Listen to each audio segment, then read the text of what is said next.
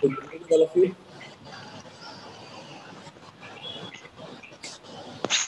Good morning, sir. Good morning.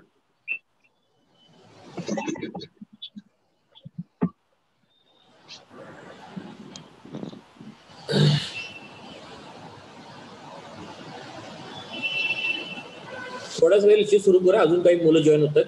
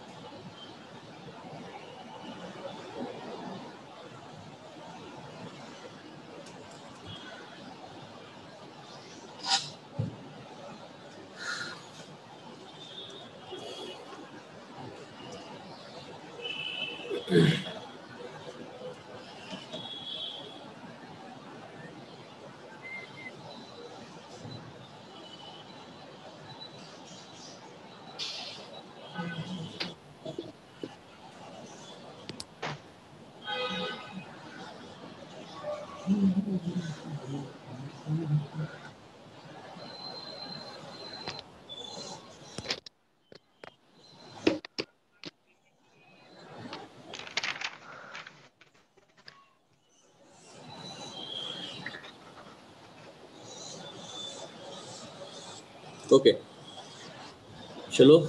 Now we'll start our today's part, and so I'm going to share the screen.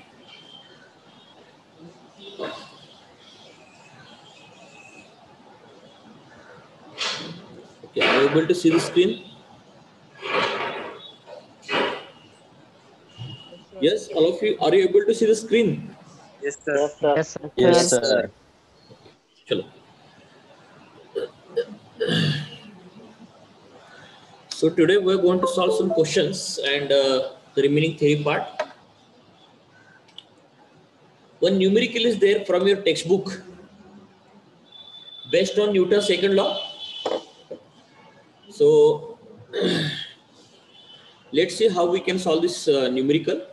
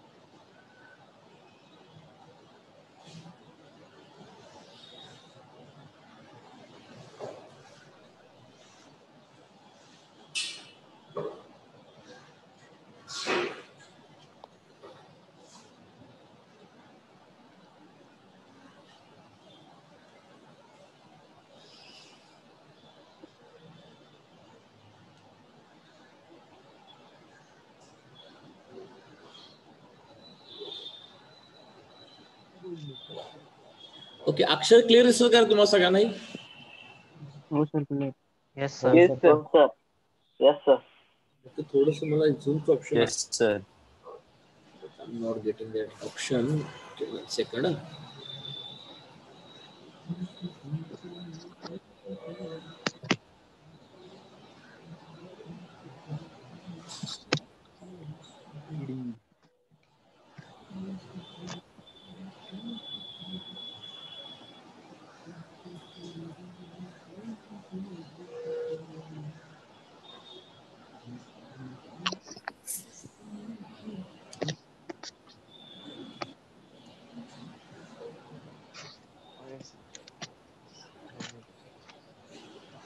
Okay.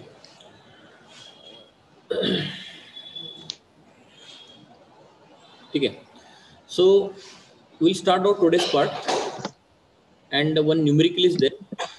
I first of all read the numerical. A hose pipe used for gardening is ejecting water horizontally at the rate of 0.5 meter per second. आपण एक होस pipe use करतोय for gardening. Gardening म्हणजे बागेमध्ये पाणी वर देण्यासाठी आपण पाईप यूज केलं. होस पाईप बघितलं का सगळ्यांनी? होस पाईप कशी असते? त्याशी प्लास्टिक कशी फ्लेक्झिबल पाईप असतात का होस पाईप? ओके. Yes, sir. पाहिलं नसेल तर साधी पाईप असते, पाणी देण्यासाठी वापरतो आपण, दुसरं काही नाही त्याला. Yes, sir. ओके.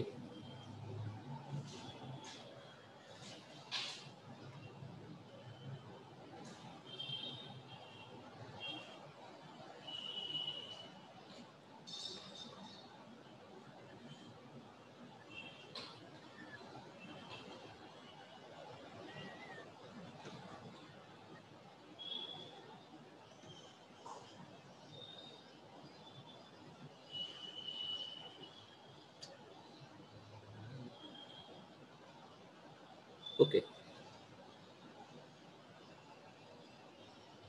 चला तर बघा या ठिकाणी क्वेश्चन काय लिहिलंय.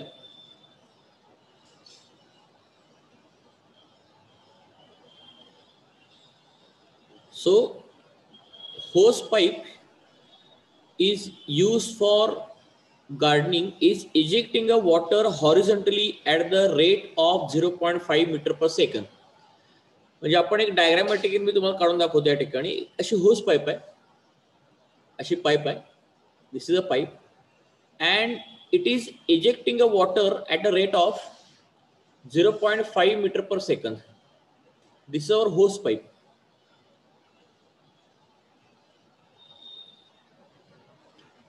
ठीक आहे. पुढे काय लिहिलं बघूयात आपण. Next, area of the bore of the pipe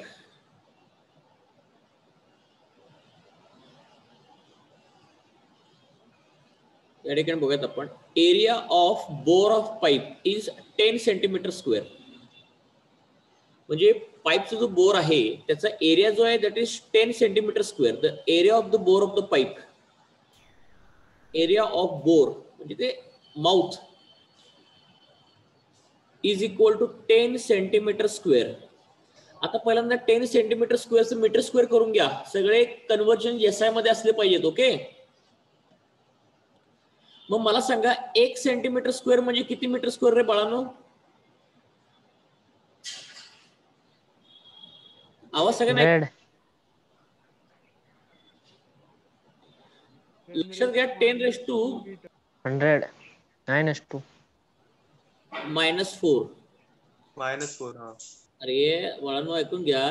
1 centimetre बरोबर 1/100 मीटर ना. करेक्ट आहे. म्हणजेच 1 सेंटीमीटर बरोबर 10⁻⁻² मीटर. म्हणजे दोन्हीकडे स्क्वेअर करा. 1 centimetre square is equal to 10⁻⁴ metre square. Am I clear with this part? Yes sir. Highlighter घेतलं, सॉरी फॉर दॅट.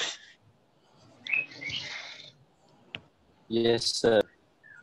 ठीक आहे.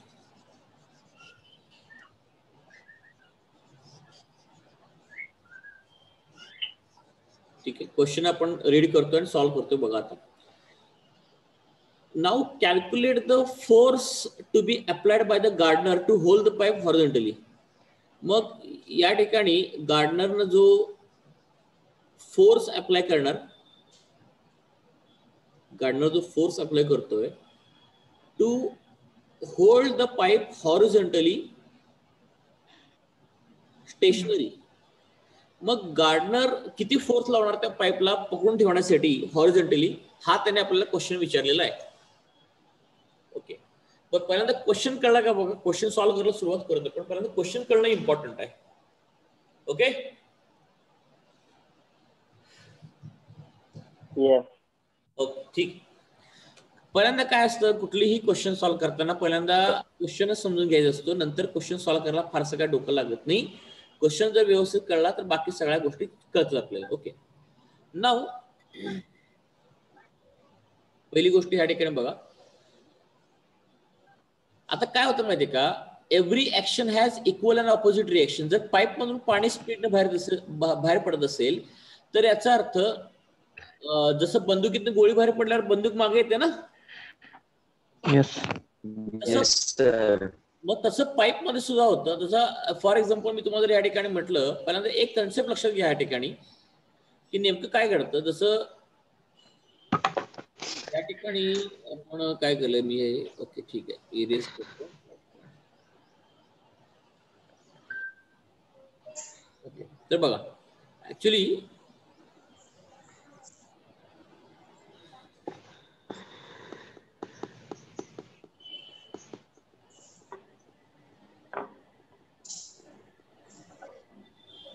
बघा, तर पाईप मधून जे पाणी बाहेर पडतं ते ज्यावेळी पाणी बाहेर पडेल, काय चान्स चेंज होतो सारखी.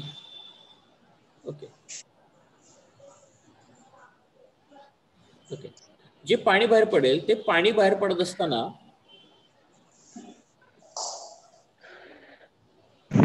पाईप कडून त्या पाण्यावर म्हणजे पाणी स्पीडनं बाहेर पडतं आणि पाणी पण त्या पाईप वरती फोर्स लावतं. Every action has equal opposite reaction. याचा इथं कोणाला डाऊट आहे का बघा. आता No, sir. जरा ते सॉफ्टवेअर नवीन घेतले मी, जरा असं काय मी बघायला लागलो या ठिकाणी काय चाललेलं आहे सॉफ्टवेअर मध्ये. ओके ठीक आहे.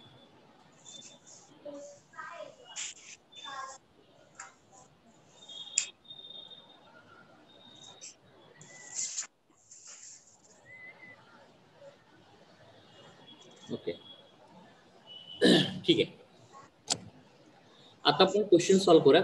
क्वेश्चन सॉल्व्ह करण्याची तुम्हाला मी ट्रिक सांगतो. पहिल्यांदा काय करा,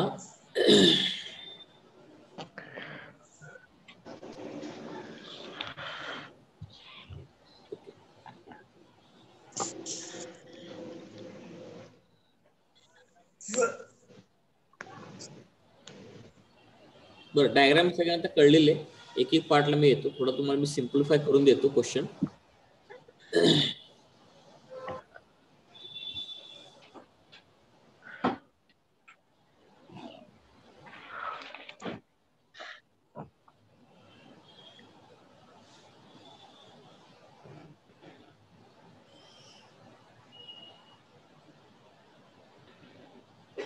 ठीक आहे, आता आपण या ठिकाणी काम करत, कोणताही क्वेश्चन सॉल्व्ह करत असताना सगळ्यात बेस्ट अप्रोच असतो Newton second law of motion. Okay, Newton second law of motion सगळ्यात आपला बेस्ट अप्रोच आहे. तर न्यूटनचा सेकंड लॉ जो आहे तो आपण या ठिकाणी अप्लाय करत. It is the only best procedure.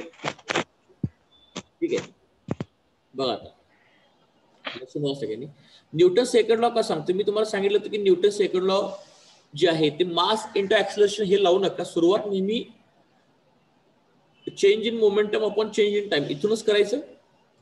त्यानंतर काय करा, मोमेंटमची व्हॅल्यू पुट करा. Momentum mass into velocity. ठीक आहे, मोमेंटमची व्हॅल्यू आपण पुट केली, मास इंटू व्हेलॉसिटी. ओके, मग या ठिकाणी मी तुम्हाला सांगितलं होतं की जर मास इंटू व्हेलॉसिटी जर आपण या ठिकाणी लिहिलं तर डेरिव्हेटिव्ह मॅथ्स मधल्या डेरिव्हेटिव्हचा प्रोडक्ट रूल यूज करायचा. आणि प्रोडक्ट रूल यूज केल्यानंतर काय करतो आपण, फर्स्ट फंक्शन एम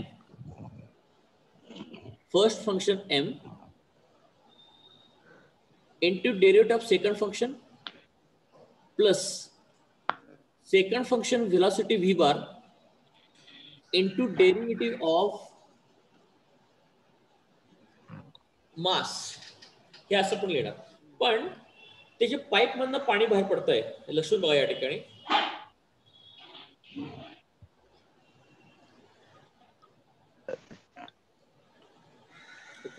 जे पाईप मधून पाणी बाहेर पडतंय त्या पाण्याची व्हेलॉसिटी या ठिकाणी कॉन्स्टंट आहे. Velocity constant. मग मला सांगा रे बाळांनो, कॉन्स्टंटची डेरिव्हेटिव्ह काय असते?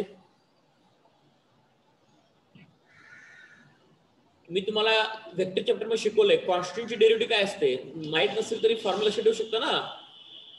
d/dx ऑफ कॉन्स्टंट c जर असेल तर डेरिव्हेटिव्ह नेहमी काय असते? 0 असते ना. Am I clear with this part? Yes, sir. Yes, sir. Yes, sir. हे लक्षात घ्या, कॉन्स्टंटची डेरिव्हेटिव्ह या ठिकाणी 0 असते. हे डोक्यात ठेवणं गरजेचं आहे. हे लक्षात ठेवा, इम्पॉर्टंट आहे. साईडला कुठेतरी मार्जिन लिहून ठेवा, मी ते इरेज करणार आहे. त्यामुळे परत सांगत असताना नाही, derivative of the constant is always 0. आणि पाईप मध्ये जे पाणी बाहेर पडते त्याची व्हेलॉसिटी कॉन्स्टंट आहे. त्याची व्हेलॉसिटी कॉन्स्टंट आहे. ओके, मी तुम्हाला सगळं डिटेल सांगतो. लक्षून बघा, इम्पॉर्टंट क्वेश्चन आहे आपल्यासाठी. हा इम्पॉर्टंट क्वेश्चन आहे. आता बघा पुढच्या पार्टला काय करतो. मग डेरिव्हेटिव्ह जर कॉन्स्टंटची 0 झाली तर याचा अर्थ हे फोर्स जे इक्वेशन आहे that will be reduced into v bar into dm/dt. आता समजा बोललो बरे, आता समजा पाणी हे राईट हँड साईडला चाललंय, म्हणजे अलॉंग पॉझिटिव्ह एक्स ऍक्सिस. त्यामुळे इथे तुम्हाला फोर्स जो काढायचा आहे ना, त्या फोर्स मॅग्निट्यूड काढायचं आहे. त्यामुळं व्हेक्टर क्वांटिटी लिहिण्याची काही आवश्यकता नाहीये. मी v चा बार काढून टाकतो, because I will only require the magnitude. ह्याला म्हणतो आपण मॅग्निट्यूड फॉर्म. कारण डायरेक्शन वरनं काही फोर्स व्हॅल्यू नाही भेटत आपल्याला. फोर्स डायरेक्शन वेगळं असतं, मॅग्निट्यूड वेगळं असतं. त्यामुळे बार काढून टाकतो मी या ठिकाणी. ओके, बरं. आता तुम्ही म्हणणार सर तुम्ही हे काय घेतलाय dm/dt. ऍक्च्युली या ठिकाणी dm/dt चा अर्थ असतो rate at which mass of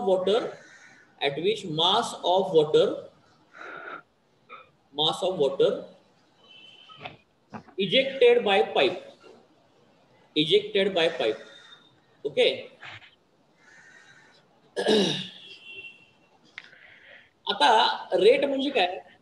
with respect to time त्या पाईपनं किती मास ऑफ वॉटर फेकलेलं आहे. आता मला सांगा, जसं जसं टाइम वाढत जाईल the mass of mass of water ejected by the pipe वाढत जाईल ना.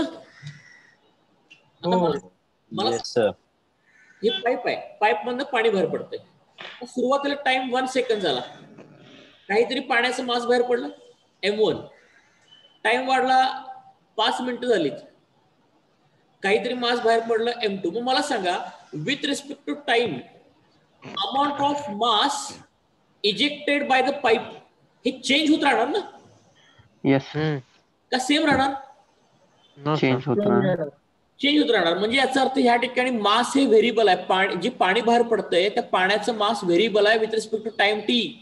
You understood?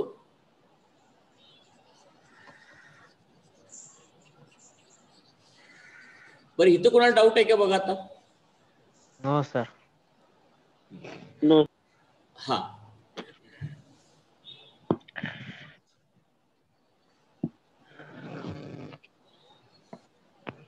म्हणजे एक आपला रेट काढता येतो. म्हणजे साधारणतः असं म्हणता येतं बघा की पाईप असं करू शकते की प्रत्येक सेकंदाला 10 किलोग्राम पाणी टाकत असेल किंवा प्रत्येक सेकंदाला 5 किलोग्राम पाणी टाकत असेल. हे व्हेरिएबल असतं ना नेहमी. हा, ही क्वांटिटी व्हेरिएबल असते. त्यामुळं मास एखादी पाईप किती टाकणार हे व्हेरिएबल असतं. ते with respect to time change होत राहतं. त्यामुळे आपण created with the mass of the water ejected by the pipe असं आपण या ठिकाणी म्हटलेलं आहे. ऍक्च्युली ह्याला असं म्हणतात मास फ्लो रेट. काय म्हणतात त्याला? Mass flow rate. म्हणजे मास फ्लो होण्याचा रेट किती आहे. ऍक्च्युली हा कॉन्स्टंट पण असू शकतो. मास फ्लो रेट हा कॉन्स्टंट पण असू शकतो, हे लक्षात घ्या. म्हणजे या ठिकाणी असं असतं, मला सांगा मी असं जर म्हटलं dm/dt ची जर व्हॅल्यू काढली तर याच्या अर्थ मी तुम्हाला जर असं म्हटलं पहिल्या सेकंदाला मास बाहेर पडलं 5 किलोग्राम, दुसरा सेकंदाला मास बाहेर पडलं 10 किलोग्रॅम आणि तिसऱ्या सेकंदाला मास बाहेर पडलं 15 किलोग्रॅम. मला सांगा हा मास फ्लो रेट किती झाला? हे असं करणार ना तुम्ही 5/1 सेकंद किंवा 10/2 सेकंद किंवा 15/3 सेकंद. मग प्रत्येक वेळी मास फ्लो रेट बाळांनो किती येईल तुमचा? यस 5 किलोग्रॅम पर सेकंड. सेकंद. म्हणजे टाइम नुसार मास चेंज होतं कळलं का तुम्हाला? आणि हा रेशो कॉन्स्टंट राहू शकतो किंवा व्हेरिएबल राहू शकतो. We don't know. Are you getting my point? Yes sir. कारण समजा नळ जर आपण एका कॉन्स्टंट नळाचा कॉक जो आहे तो कॉन्स्टंट ठेवला की मग हा रेशो कॉन्स्टंट होतो. पण नळाचा कॉक जर मी कॉन्स्टंट नाही ठेवला तर हा रेशो कॉन्स्टंट राहणार नाही. Are you getting my idea? Yes. Yes sir. त्यामुळे बेसिक जरा फंडामेंटल बाळांनो व्यवस्थित जरा समजून घ्यायचं या ठिकाणी. मी मुद्दा म्हणून क्वेश्चन स्लो सांगतोय. फिजिक्स मधले क्वेश्चन फार सोपे असतात प्रोव्हाइडेड तुम्हाला तिथे डोक्याचा वापर करावा लागतो की व्हिज्युअलाइज करावं लागतं की रिअल लाईफ मध्ये किंवा इथं नेमकं काय होत असतं. असं व्हिज्युअलाइज करा बस, दुसरं काय नसते. सायन्स फार सोपा आहे. Only visualisation is very important. Sir इथं डिनोटेशन चेंज साठी दिलेत ना? काय चेंज? चेंज मास पण 2 मास नाही दिले. अरे मला सांग, पहिल्या सेकंदाला मास बाहेर पडलं 5 किलोग्रॅम. हो सर. दुसऱ्या सेकंदाला मास बाहेर पडलं 10 किलोग्रॅम. हा आता कर बघा बाळा. हा sir. DM is equal to 10 - 5 हो sir. Kilogram and dt is equal to t2 - t1 म्हणजे 2 - 1 is equal to 1. आलं की नाही बघ 5 किलोग्रॅम पर सेकंद. हा सर. कळलं का? हा सर. म्हणजे डीएम म्हणजे चेंजेस आहे ना तो. डीएम काय हा चेंज सर. आहे. ते कसंही घ्या तुम्ही. ग्राफ विचार करा, स्ट्रेट लाईनचा ग्राफ घ्या. जर DM by DT ratio constant घेतला तर ग्राफ स्ट्रेट लाईन येणार. जर DM by DT ratio constant नसेल तर ग्राफ नॉन लिनियर येणार. हो सर. बस हे कळलं. आता तुम्ही म्हणणार सर हा नेमका तुम्ही कुठला फोर्स काढताय? मी तुम्हाला सांगतो. ऍक्च्युली किती फोर्स न पाणी बाहेर पडतंय तो फोर्स काढतो. कारण तुम्ही डीएम बाय डीटी मध्ये काय लिहिलंय की the rate at which the mass of water ejected by the pipe. म्हणजे त्या पाण्यावरती किती फोर्स लागतो तो फोर्स काढला ना. आणि मला सांगा every action has equal opposite reaction. मग एवढा जर तुम्ही पाण्यावरती फोर्स लावला तर पाणी पण तुमच्यावरती तेवढाच फोर्स लावणार ना. मग येस सर. तुम्ही काय केलाय, पाण्याची पाईप हातात पकडलाय, मग पाण्याने तुमच्यावर जेवढा फोर्स लावला तेवढाच, म्हणजे पाण्यावरती तुम्ही जेवढा म्हणजे नळ काय असेल किंवा जो काय असेल पाण्यावरती जेवढा आपण फोर्स लावणार तेवढाच फोर्स पाणी आपल्यावरती लावणार. पण ते दोन्ही फोर्स कॅन्सल आउट नाही होणार, कारण पाणी ही एक बॉडी वेगळी आहे आणि आपण बॉडी वेगळी आहे. मी मागच्या शिकलो होतं माहितीये का की दोन डिफरंट बॉडी वरती जर इक्वल ऍक्शन रिएक्शन जर फोर्स लागत असेल तर ते कॅन्सल आउट होत नसतं. Yes sir. हा म्हणजे हा जो फोर्स आहे तो फोर्स ऑन वॉटर म्हणतो आणि हाच फोर्स त्या माणसावर पण असेल ना ज्याने पाईप पकडलाय ती. Yes sir. हा सर बरोबर आहे. कळलं का? हा force on the water means this is the force acting on the person holding a pipe. Yes. Person holding a pipe. बर मग आता कळलं का मी न्यूटन सेकंडला डायरेक्टली कसं काय अप्लाय केला मग? हो. हा सर. हा पण आता ह्या ठिकाणी काय करायला लागतं बाळांनो, अजून एक गोष्ट इम्पॉर्टंट आहे. तुम्हाला त्यांनी पाईपचा एरिया ऑफ क्रॉस सेक्शन दिलाय. मग तुम्ही म्हणणार सर त्या एरिया ऑफ क्रॉस सेक्शनचा काय संबंध आहे आपल्यावरती फोर्स लागण्यासाठी? तर तुम्हाला सांगतो. बरं इथंपर्यंत आता कोणाला डाऊट आहे का बघा? Is there any doubt? No sir. Okay. No sir. No sir. मी आता तुम्हाला प्रूव्ह करून दाखवतो या ठिकाणी. लक्ष बघा.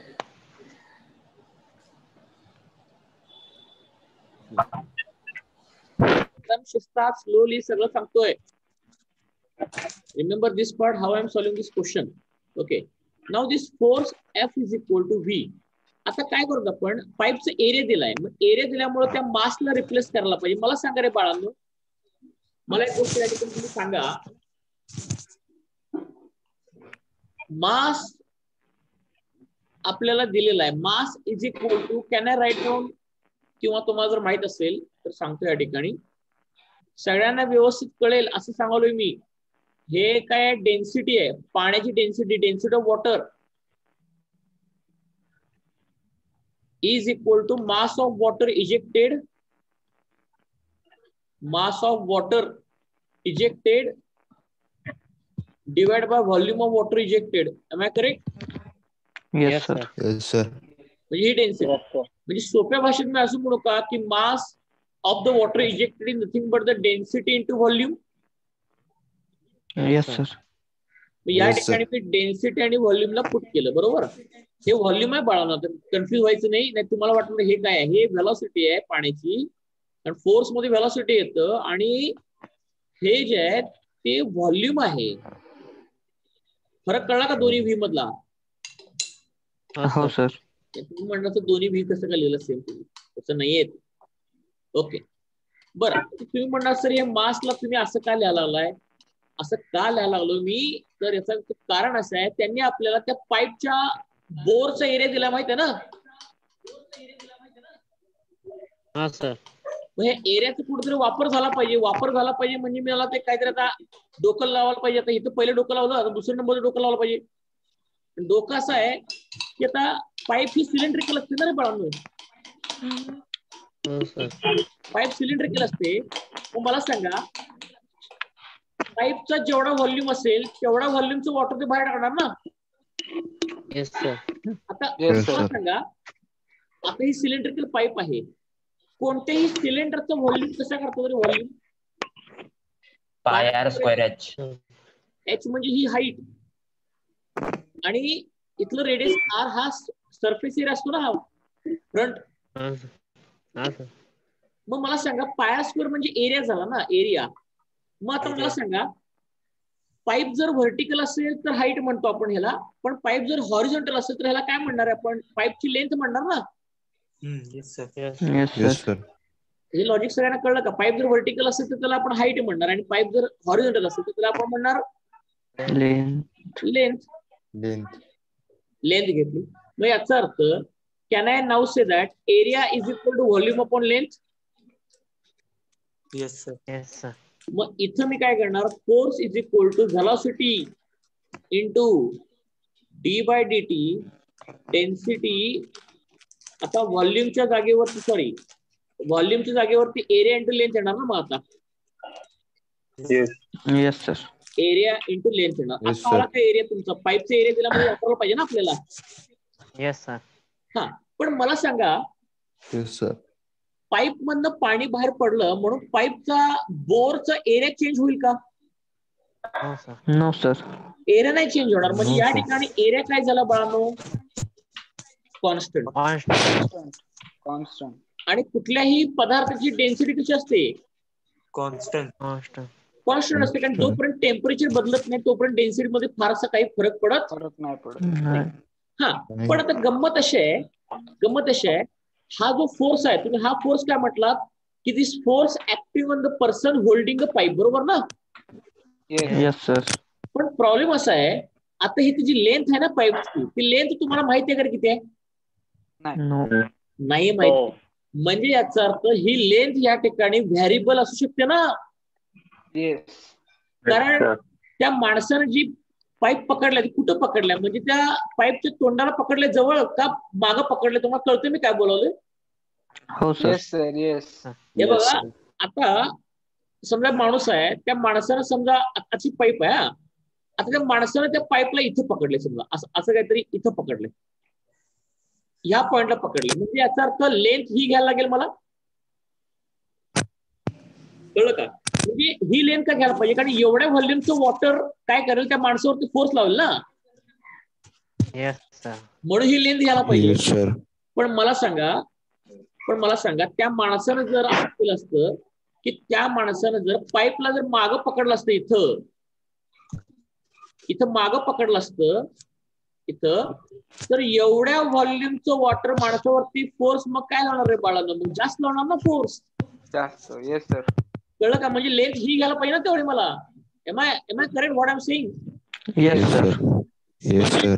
म्हणजे तो माणूस पाईपला कुठे पकडतो तेवढी लेंथ घ्यायला पाहिजे. म्हणजे याचा अर्थ काय माहितीये का, की माणसानं जर इथं पाईपला पकडलं या ठिकाणी, तर एवढ्या व्हॉल्यूमचं पाणी जे बाहेर पडतं ते माणसावरती फोर्स लावणार. पण माणसानं ते पाईपच्या तोंडाला जवळ पकडलं त्या ठिकाणी, पाईपच्या तोंडाचे म्हणजे बोरच्या जवळ पकडलं ना, तर volume of water ejected from this point where we have hold the pipe ते कमी पडेल व्हॉल्यूम, आणि व्हॉल्यूम कमी पडेल म्हणजे फोर्स पण तुमच्या या ठिकाणी कमी लागेल ना या पॉइंटला. Yes, sir. म्हणून ज्यांनी बागेत पाणी दिले, शेतात पाणी दिले, त्यांनी काय करा, मोठी पाईप असते, छोट्या पाईप मध्ये हे कळणार नाही, मोठी पाईप असते की नाही, त्या पाईपला पकडून बघा कळेल फोर्स कसा लागतो. म्हणजे इथली लेंथ वाढली की फोर्स तुमचं जास्त, म्हणजे इथं मोर फोर्स आहे आणि इथं काय लेस फोर्स नसतं ना तुमच्यावरती. येस. मग ते लेंथ वरती डिपेंड करतं, लेंथ वरती डिपेंड करतं. या ठिकाणी व्हेलॉसिटी इंटू, आता डेरिव्हेटिव्ह हे जे मॅथमेटिकल फंक्शन आहे, कुठलंही मॅथ्स फंक्शन कुणाला सॉल्व्ह करतो रे, व्हेरिएबलला सॉल्व्ह करतो, कॉन्स्टंटला सॉल्व्ह करता कधी ते नाही. मग डेन्सिटी आणि एरियाला बाहेर काढा आणि मग dL/dt लिहिलं, बरोबर लिहिलं का बघा आता? Yes, sir. Yes, sir. आता मला सांगा रे, लेंथ आहे मीटर मध्ये, टाइम आहे सेकंद मध्ये, मला सांगा मीटर पर सेकंदला काय म्हणतो आपण? Acceleration. काय म्हणतो metre per second? Velocity. Yes. बरोबर आहे ना? Yes. हा, त्याला आपण व्हेलॉसिटी म्हणतो. तर या ठिकाणी ऍक्च्युली काय असतं माहितीये का, आता मगाशीच त्यांनी आपल्याला क्वेश्चन मध्ये दिलेला आहे, मगाशीच त्यांनी आपल्याला क्वेश्चन मध्ये काय दिलेलं आहे की पाईप मध्ये जे बाहेर पडणारं पाणी आहे ते कॉन्स्टंट व्हेलॉसिटीचं पाणी आहे ना. येस. ही आपल्याला त्यांनी म्हटलेलं आहे कॉन्स्टंट व्हेलॉसिटी आहे, कॉन्स्टंट व्हेलॉसिटी आपल्याला त्यांनी दिलेलं आहे. आता कॉन्स्टंट व्हेलॉसिटीचा ह्या कॉन्टेक्स्ट मध्ये नेमका अर्थ काय निघतो लक्षात बघा. आता तुम्ही कॉन्स्टंट व्हेलॉसिटीचा ह्या कॉन्टेक्स्ट मध्ये नेमका अर्थ काय निघतो बघा. कॉन्स्टंट व्हेलॉसिटी म्हणजे काय, equal change of length upon equal change in time. You understood? Yes, sir. Yes, sir. म्हणजे हा माणूस काय करतो, हात असा पुढे मागं करणार की जो लेंथ मधला चेंज आहे म्हणजे प्रत्येक वेळी लेंथ मधला चेंज इक्वल राहील. म्हणजे समजा असं झालं की माणसानं इथं पहिल्यांदा हात इथे ठेवला पहिल्या पॉइंटला, तिथली लेंथ मिळाली L1. ओके, मग नंतर दुसऱ्या पॉइंटला हात ठेवला, तिथली लेंथ मिळाली L2. मग मला सांगा ही लेंथ काहीतरी समजा आपल्याला मिळाली 1 सेंटीमीटर किंवा 10 सेंटीमीटर पकडा, आणि ही लेंथ मिळाली 20 सेंटीमीटर. मला सांगा चेंज इन लेंथ झाला आपला 10. किंवा सोप्या भाषेत सांगतो, आपल्याला जी व्हेलॉसिटी दिली 0.5 मीटर पर सेकंड. ओके, 0.5 म्हणजे तुम्ही काहीतरी करा, म्हणजे तुम्हाला कळले मला काय म्हणायचं ते, जाऊन देतो हे काय सांगते. म्हणजे ही व्हेलॉसिटी येते, पहिल्यांदा व्हेलॉसिटी आहे रो इंटू एरिया इंटू, ही पण व्हेलॉसिटी येते, velocity velocity velocity square into rho into area. बरं, हे फायनल फोर्स इक्वेशन कळलं का बघा सगळ्यांना?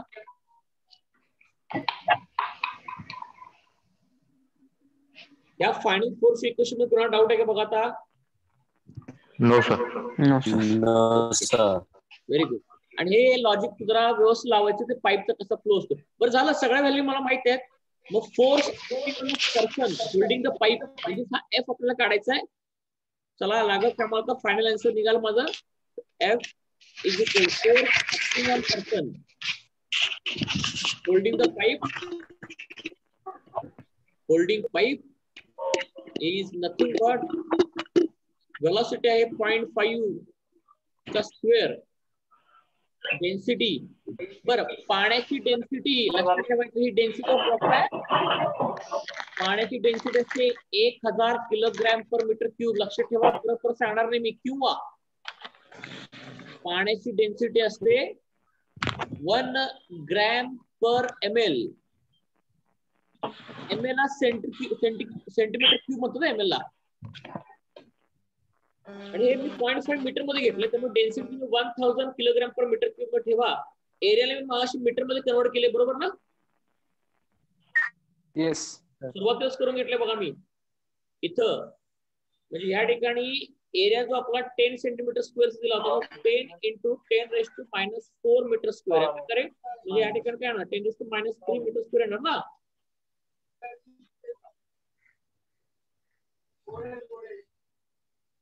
म्हणजे हे तुमचं येणार या ठिकाणी 10⁻³ 10⁻³ 1000 कडे झालं का आता?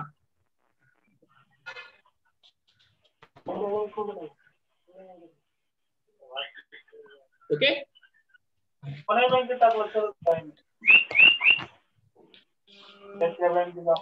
इथं बरोबर डाऊट आहे का बघा आता?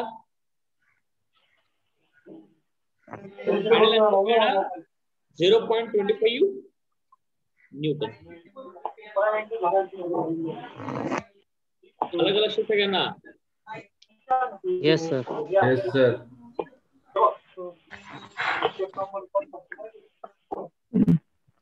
चांगला लॉजिकल क्वेश्चन आहे.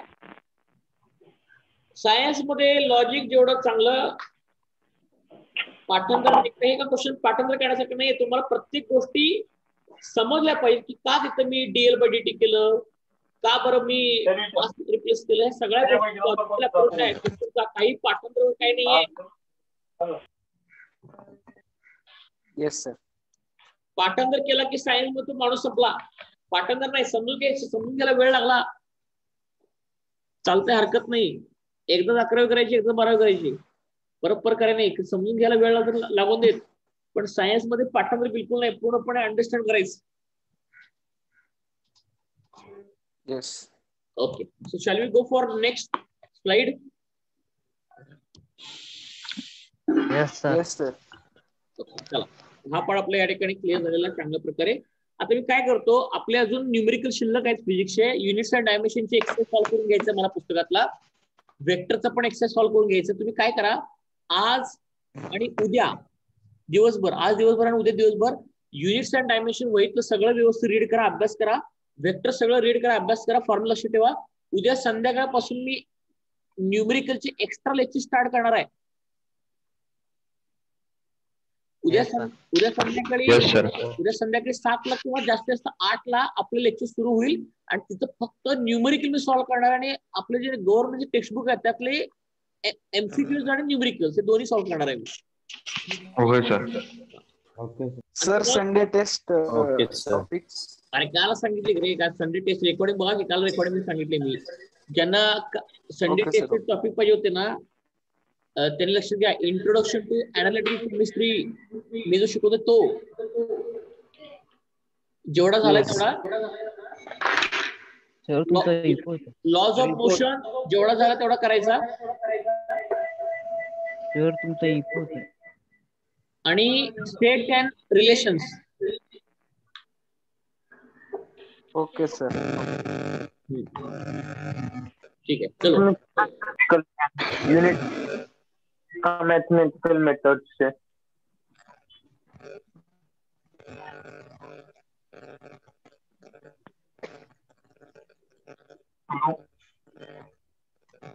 Okay, now we are going for next slide after solving this question.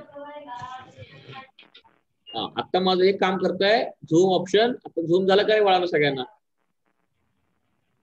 हो सर. परफेक्ट झूम झालेला आहे, ऑप्शन काम करतोय. हा, Yes, sir. Very good.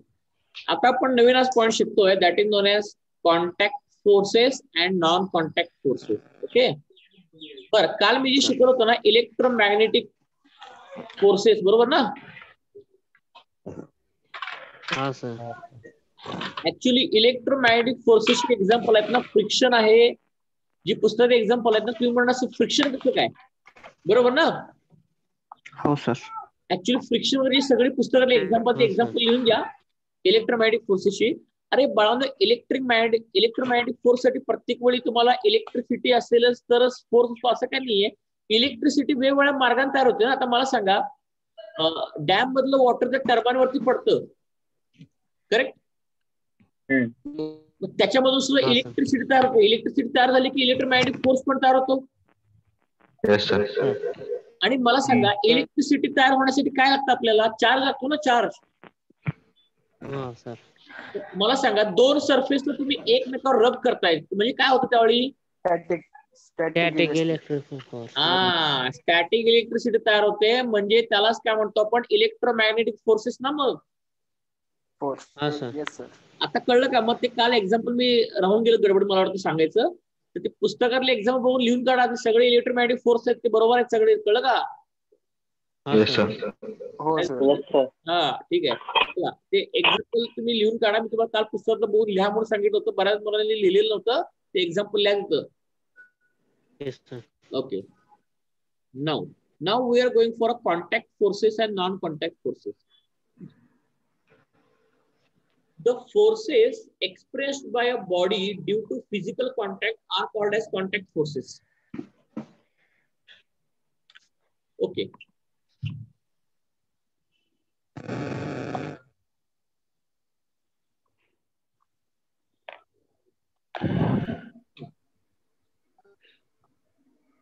Due to physical contact. आता मला सांगा हा ब्लॉक आहे. त्या ब्लॉकला आपण एका टेबलवरती ठेवलं. ब्लॉक सरळ करायचा तुम्ही काढलाय बघा. Suppose this is a block placed on the table. हा ब्लॉक आपण असं टेबलवर ठेवलेला टेबलवरती. मग मला सांगा या ब्लॉकचं काहीतरी वेट असेल ना. वेट फोर्स खाली येणार mg. Yes, sir. येस. मला सांगा वेट फोर्स mg आला तर त्या दोन्ही मला सांगा हे दोन्ही सरफेसेस एकमेकांच्या कॉन्टॅक्ट मध्ये आहेत का नाहीयेत? Yes sir. Yes, sir. आहेत. कॉन्टॅक्ट मध्ये आहे. So here there is a contact. मग कॉन्टॅक्ट झाल्यामुळे काय होतं माहिती का? Every action has equal opposite reaction. तर ह्या ब्लॉकनं त्याचं वेट ह्या टेबलवरती लावलं म्हणून टेबल काय करतो त्या ब्लॉक वरती पण एक अपोजिट फोर्स त्याला म्हणतात normal reaction. Normal force. Normal force. Normal reaction. Download नाही करायला लागत. पण नॉर्मल रिएक्शनचा फोर्स त्या दिलेल्या सरफेसला परपेंडिक्युलर असतो. सरफेसला म्हटलं मी, not ground. Yes. Yes, sir. हे बघा mg जो असतो की नाही इज परपेंडिक्युलर टू ग्राउंड असतो. पण normal reaction is perpendicular to given surface. फरक कळला का दोघांच्या मधला? Yes, sir. आता मुलं यात कन्फ्युज करतात. हे बघा मी जर समजा असं केलं, असा शेप घेतला, ब्लॉकला जर असं ठेवलं तर मला सांगा ब्लॉकला जर असं ठेवलं की नॉर्मल रिएक्शन कुठल्या डायरेक्शनला असेल? मग ही नॉर्मल रिएक्शन सरफेसला परपेंडिक्युलर पाहिजे ना सरफेसला. Yes, sir. Yes, sir. Surface कुठला आहे? सरफेस हा आहे तुमचा हा sir. Planting surface. Slant surface आहे. सरफेस स्लांट झालं की नॉर्मल रिएक्शन पण स्लांट होतं. मग पण mg हा सरफेस वरती डिपेंड नाही करत. mg हे नेहमी ग्राउंडला परपेंडिक्युलर असतं. समजा ग्राउंड हे असेल माझं, हे जर ग्राउंड असेल तर mg will be perpendicular to ground. Oh. आता कळलं का फरक सगळ्यांना? Yes, sir. What? Yes, sir. हा, हे असे कॉन्टॅक्ट फोर्सेस असतात. आता या ठिकाणी कॉन्टॅक्ट फोर्सेस मध्ये ग्रॅव्हिटेशन फोर्स एक्झाम्पल दिले चुकी दिसते. 20 मिस्टेक काहीतरी या ठिकाणी. कारण ग्रॅव्हिटेशन फोर्स साठी सुद्धा तुम्हाला दोन सरफेसचा कॉन्टॅक्ट येण्याची काही आवश्यकता नाहीये. Yes, sir. पण काही चुकलेलं दिसते ते राहून दे.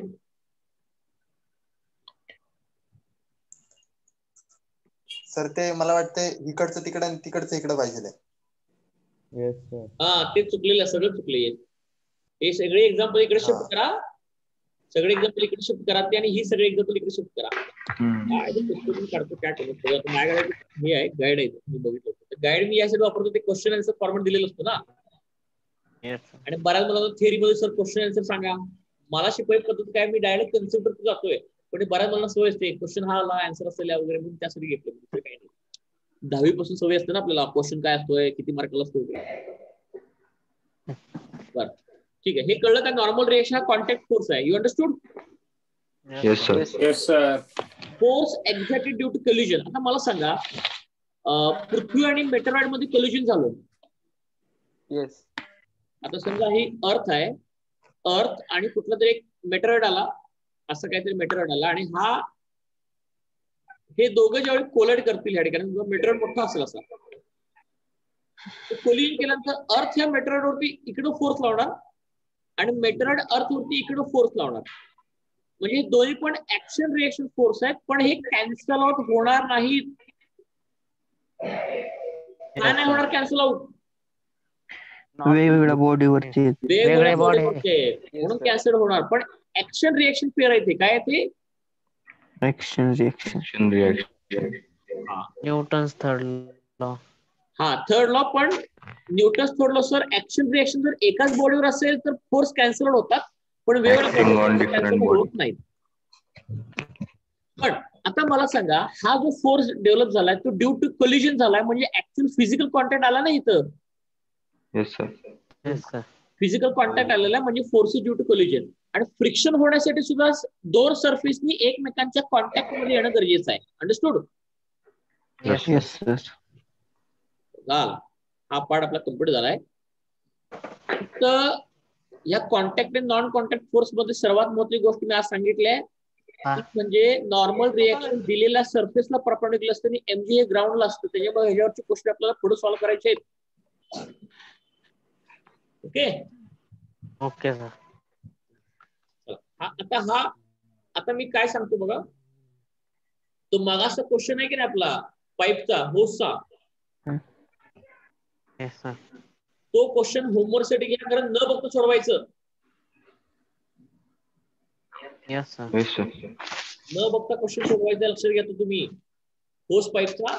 आणि त्यानंतर हा क्वेश्चन तो मुद्दा म्हणून दिला न बघता सोडण्यासाठी, म्हणजे तुम्ही पण ते सोडत असताना डोक्याचा वापर करायचा की नेमकं काय होतं, व्हिज्युअलाइज करा, म्हणजे तो क्वेश्चन परफेक्ट तुमच्या लक्षात येईल कसं सॉल्व्ह केलाय तो. इथं कॉन्टॅक्ट फोर्स आणि नॉन कॉन्टॅक्ट फोर्स. क्वेश्चन तुम्ही होमवर्क साठी घ्या, give the difference between contact non contact force. आणि 2 पॉईंट लिहायचे. हे 2 पॉईंट लिहायचे कम्प्लीट झाले.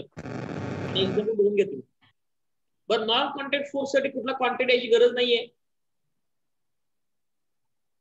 Okay, odd man out. Question आहे ऑड मॅन आउटचा. I hope you are able to see the question clearly. Yes sir. Yes sir. Okay, find the odd man out. सांगा रे तुम्ही. Force responsible for a string to become a taut on stretching. Weight of an object. Weight of an object. The force due to which we can hold an object in the hand. हा, आता मला सांगा weight of an object हे काय आहे? Odd man आउट आहे ना? Yes sir.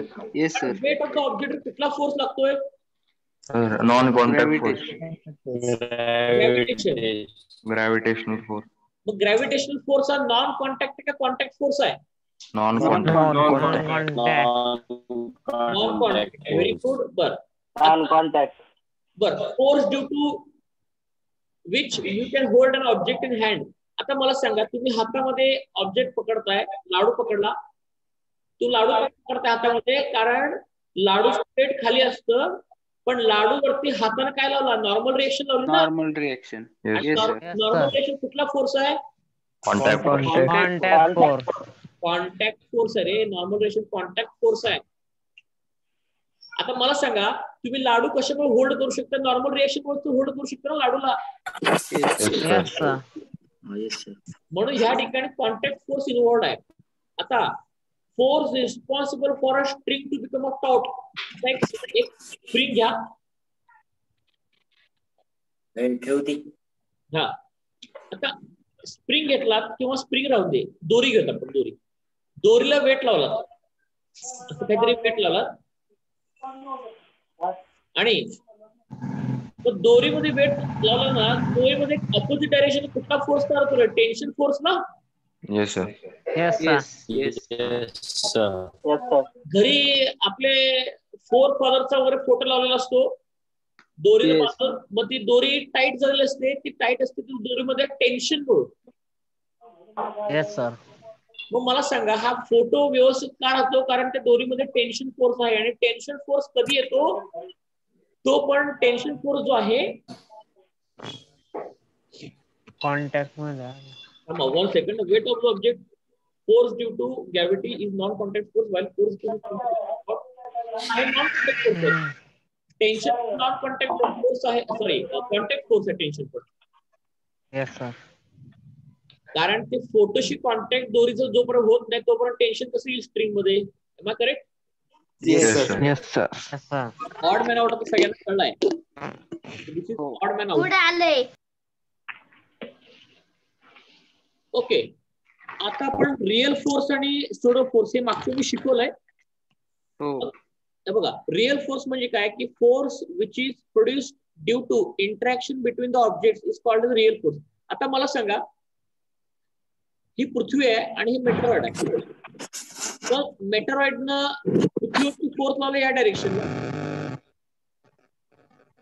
इथं धडक झाली मोठी आणि पृथ्वीने इकडे या साईडला फोर्स लावला. पण मला सांगा, ही दोन्ही फोर्सेस रिअल आहेत की नॉन रिअल आहेत? Real. Real sir. मग रिअल हो. एवढा काय विचार करला यार, खरोखर असं धडक झाल्या खरोखर Real. रिअल धडक आहे नॉन रिअल. हो. मग तुम्ही जर वेगळा विचार करताय, मग धडक नॉन रिअल करता तुम्ही वेगळा विचार करताय. बरोबर का बाबा? 2 वर्ष डोक्यात शांत व्हा, अभ्यास करा. बघा आता, pseudo force one which arises due to the acceleration of the observer's frame of reference. हे मागच्या रेल्वे एक्झाम्पल वर सांगितले की नाही मी? हो हो. Yes, sir. Yes, sir. जर बॉडी ऍक्सिलरेट करत असेल तरच स्युडो फोर्स येतो.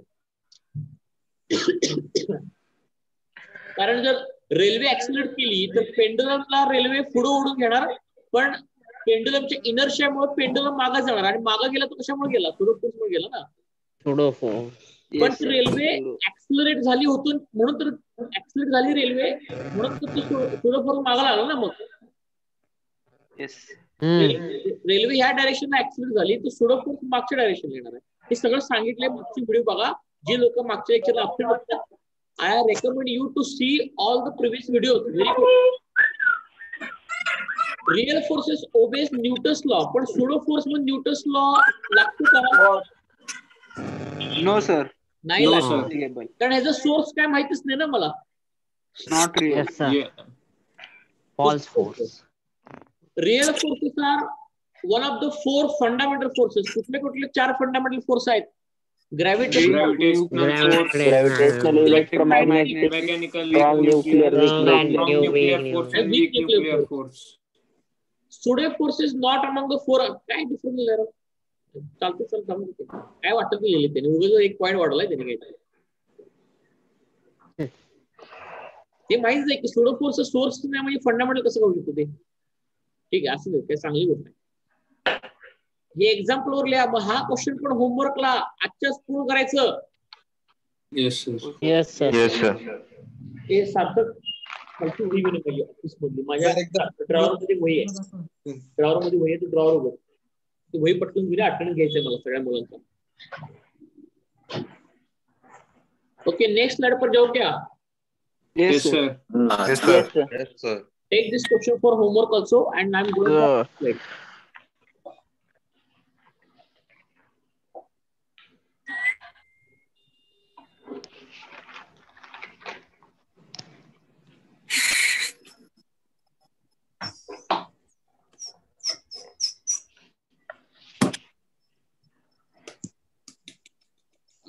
असं आहे होती. Enrich your knowledge. काहीतरी वाचून घ्या 2 मिनिटात.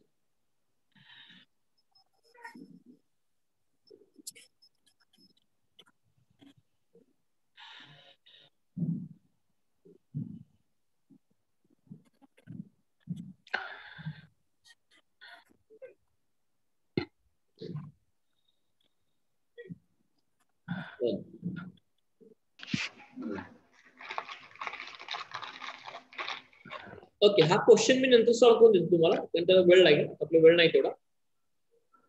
Yes, sir. आपण एक काम करा, क्वेश्चन नंबर 40 सॉल्व्ह करतो. Distinguish between conservative and non conservative forces. हे इम्पॉर्टंट आहे आपल्यासाठी.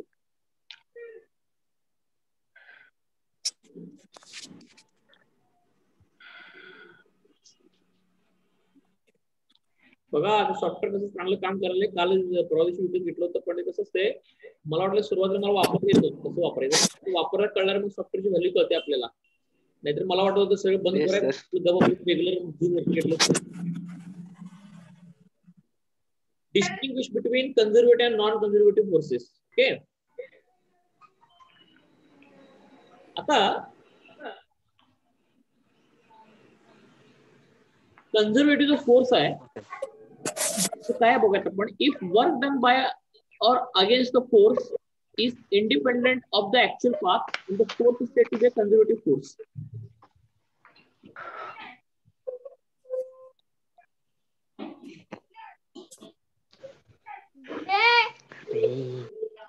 किती वाजता टाइम दिला बघ. 10:57. हे बघा जर एखादा फोर्सनं वर्तन केलं किंवा आपण जर हे बघा एखाद्या बॉडीनं वर्तन केलं किंवा एखाद्या बॉडीच्या अगेन्स्ट आपण वर्तन केलं तर ते वर्तन जर इंडिपेंडेंट असेल actual path followed, then that force is said to be conservative force. आता तुम्हाला एवढं सगळं सांगण्यापेक्षा आहे बघा मी तुम्हाला एक सिंपल एक्झाम्पल सांगतो. Gravitational force is a conservative force. फक्त कदाचित आज मला पहिलाच पॉईंट सांगता येईल लेक्चरमध्ये, वेळ थोडा शिल्लक आहे. आता काय असतं, आता एक गंमत सांगतो बघा, गंमत सांगतो. गंमत अशी आहे, समजा हे ग्राउंड सरफेस आहे, आपलं ग्राउंड आहे. ग्राउंड असं आपण नेहमी ग्राउंड काय करत आपण, इथं काहीतरी असं एक वरचे फ्लोर आहे किंवा बिल्डिंग आहे, बिल्डिंग आहे. त्या बिल्डिंगला जाण्याचे दोन मार्ग आहेत. एक पायऱ्यावरून जावं असतं. हेलो यस हेलो सर, आपका वॉइस एको हो रहा है सर. हाँ सर इको हो रहा है. इको हो रहा है क्या? अभी देखो. नहीं, अभी नहीं हो रहा है सर. ठीक है. क्लियर. अभी चिल्ला रहा था पहले इसलिए इको हो रहा था. ठीक है. At least can you understand this is a building? Yes sir. Yes, sir. Because my drawing is very good. Yes, That's why I'm asking. This is a building. और बिल्डिंग के ऊपर कुछ हमको कुछ चीज लेके जाना है. क्या लेके जाना है मैं बताता हूँ. हमको क्या करना है, बिल्डिंग के नीचे का पॉइंट नंबर 1 है और बिल्डिंग के ऊपर का पॉइंट नंबर 2 है. अब हमको खुद को क्या करना है, ऊपर जाना है. सपोज यू आर देयर, आप खुद को इमेजिन करो आप बिल्डिंग के नीचे ऐसे खड़े हो, आपको इस बिल्डिंग के टेरेस पर जाना है. तो टेरेस पर जाने के लिए दो रास्ते हैं. एक थोड़ा सा एडवेंचरस स्पोर्ट्स करना है, एक डोरी बांधो और डोरी के ऊपर ऐसे चढ़ के जाओ. तो आप ऐसे डोरी के ऊपर ऐसे चढ़ के जाओ. So this is called as path number 1. Am I correct? This is path number 1. Yes sir. Yes sir. Yes, sir. Okay. अब क्या करो कि कोई बच्चा बोल रहा है कि नहीं भाई मैं तो डर जाऊंगा, ऐसे डोरी से नहीं जाएंगे हम लोग, स्टेयरकेस से जाएंगे. कैसे जाएंगे? स्टेयरकेस से. स्टेयरकेस ये हमारा पाथ नंबर 2 हो गया. पाथ नंबर 2 हो गया. तो हम लोग स्टेयरकेस से, चलो भाई कुछ काम नहीं है, इतने स्टेयर से हम लोग चढ़ेंगे ऊपर और पॉइंट नंबर 2 पर पहुंचेंगे. तो अलग अलग पाथ से हम लोग पहुंचे. बराबर? Yes sir. Yes, sir. अब देखो इंटरेस्टिंग चीज इसमें क्या है, अलग अलग पाथ से हम लोग जो पहुंचेंगे ना, एक्चुअली ऊपर जाने के लिए हम लोग क्या कर रहे हैं, हम लोग कर रहे हैं वर्क डन. क्या कर रहे हैं हम लोग? Work done. वर्क कर रहे हैं.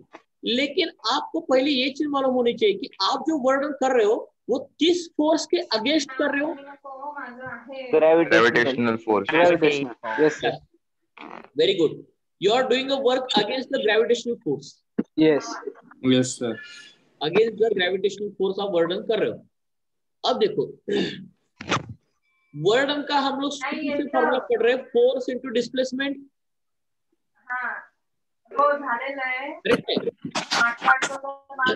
तो अब देखो, अब हम लोग वर्णन करके पॉइंट नंबर 2 तक पहुंच जाएंगे. बराबर? पॉइंट नंबर 2 Yes, तक sir. पहुंच जाएंगे. Yes sir. ओके. और यहाँ पे मैं लिखूंगा force into displacement. Okay, force into displacement. अब मुश्किल होता है actually force into displacement. Displacement vector quantity होती है, करेक्ट है? Yes, sir. तो मुश्किल बताओ पाथ नंबर 2 से जाऊं या पाथ नंबर 1 से जाऊं, मेरा एक्चुअल डिस्प्लेसमेंट तो यही है ना, height h. Yes, sir. Yes, sir. किसी भी पाथ के लिए हाइट जो h है वही हमारा डिस्प्लेसमेंट होगा. अगर इस पाथ से भी गया ना तब भी मेरा डिस्प्लेसमेंट यही होगा. Am I correct? Yes, sir. Yes, sir. और इस पाथ से भी जाऊंगा तभी मेरा डिस्प्लेसमेंट यही होगा. Yes, sir. Yes, sir. Displacement change हो रहा है क्या भाई? No, sir. No. No. नहीं हो रहा डिस्प्लेसमेंट चेंज. तो मैं क्या करूंगा, d की जगह पर can I put the value h height. Yes, sir. Yes, sir. Yes, sir. Yes, sir. Displacement बोल रहा हूँ, डिस्प्लेसमेंट वेक्टर क्वांटिटी. पाथ को कर्व लेने के बाद भी डिस्प्लेसमेंट स्ट्रेट आएगा. वहां पे मैंने जो एग्जांपल लिया है. ओके, और अब यहाँ पे आप पर फोर्स कौन सा लग रहा है? आप पर फोर्स लग रहा है आपका खुद का सेल्फ वेट ना. Yes, Yes, sir. sir. Yes, sir. अरे आपके खुद के सेल्फ वेट की वजह से ही आपको खुद को भारी महसूस हो रहा है. मराठे वाले भारी नहीं, हेवियर. तो आपका Yes, sir. खुद का जो वेट है वो क्या होगा? mg होगा ना. Yes, Yes, sir. sir. और ये जो हमने वर्णन किया अगेंस्ट द ग्रेविटेशन फोर्स, यही वर्क डन उस पॉइंट नंबर 2 पर क्या करके स्टोर हो जाएगा? पोटेंशियल एनर्जी करके स्टोर हो जाएगा. बराबर? Yes, sir. Yes, MG. sir. mgh. क्योंकि पोटेंशियल एनर्जी करके कोई एनर्जी ऐसे में होता नहीं.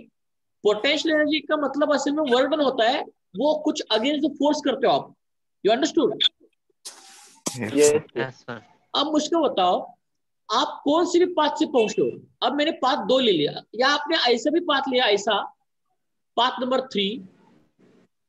आप मन चाहे कितने भी पाथ ले low. Is this work done changing?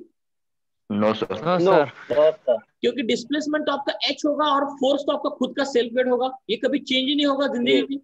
Yes, sir. तो इसका मतलब मुझको बताओ, ये आपने जो वर्क डन किया यहाँ पे, is this work done dependent on path followed? No, sir. No. तो this work done is not dependent on path followed. तो यहाँ पे जो आपने जो वर्क डन किया अगेंस्ट जिस फोर्स को, उस फोर्स को बोलते हैं conservative force. Am I correct? Yes, sir. Yes, sir. आपने वर्क डन किस फोर्स के अगेंस्ट किया? ग्रेविटेशन फोर्स के अगेंस्ट किया ना. Yes, sir. Yes, sir. तो ग्रेविटेशन फोर्स यहाँ पे हमारा हो जाएगा कंजर्वेटिव फोर्स. क्योंकि आपने जो वर्णन कर रहे हो कोई भी फोर्स के अगेंस्ट, और उस फोर्स के अगेंस्ट वर्णन जो आता है, अगर वो वर्णन अगर पाथ इंडिपेंडेंट आ गया, वर्णन अगर पाथ इंडिपेंडेंट आ गया, तो वहां पे जो फोर्स इन्वॉल्व है that force is conservative in nature. Got that clear? Yes, sir. यहाँ पे मैंने अगेंस्ट द ग्रेविटेशन फोर्स बोला है, आपने work done by the gravitation force बोल सकते हो, पर एक ग्रेविटेशन फोर्स आपको कंजर्वेटिव ही नजर आएगा. हाँ, तो मुझको बताओ जहां पे ग्रेविटेशनल फोर्स इन्वॉल्व होता है, उस ग्रेविटेशन फोर्स की वजह से जो वर्क डन आता है वो पाथ पर डिपेंड करता है क्या? No, sir. No. तो ग्रेविटेशन फोर्स की वजह से वर्क डन पाथ पर डिपेंड नहीं करता, तो वो ग्रेविटेशनल फोर्स हो गया कंजर्वेटिव. लेकिन जिस फोर्स की वजह से वर्क डन अगर पाथ पर डिपेंड करता है तो उसको बोलते हैं हम लोग नॉन कंजर्वेटिव फोर्स.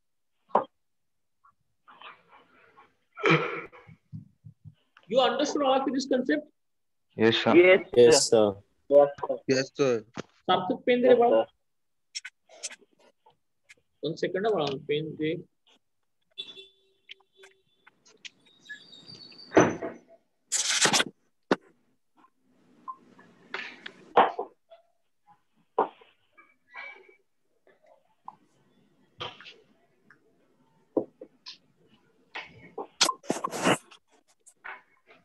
चलो आप लोग अटेंडेंस दे दो, बाकी का पार्ट में कंजर्वेटिव नॉन कंजर्वेटिव का नेक्स्ट सेक्शन में कंटिन्यू करूंगा.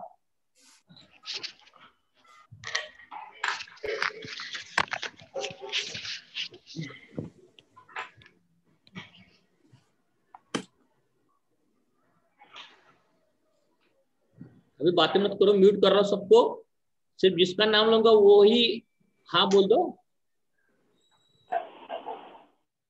श्रेयस कबाड़े, present sir. Yes, Shreyas Kabade is present.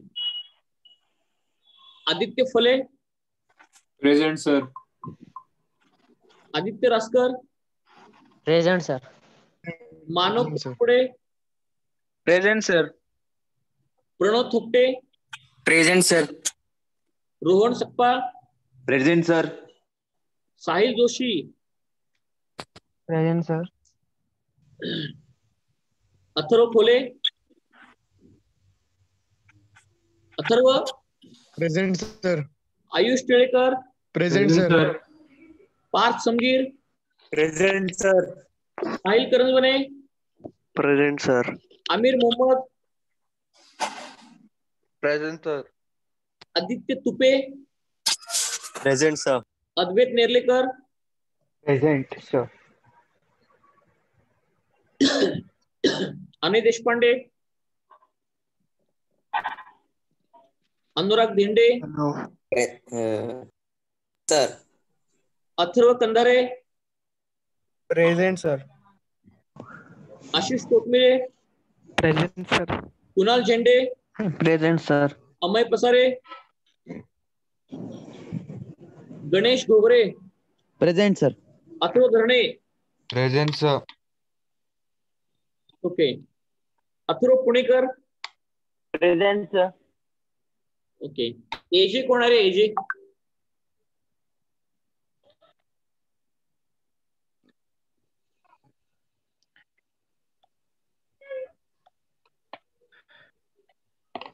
Gaurav Lavate, present sir.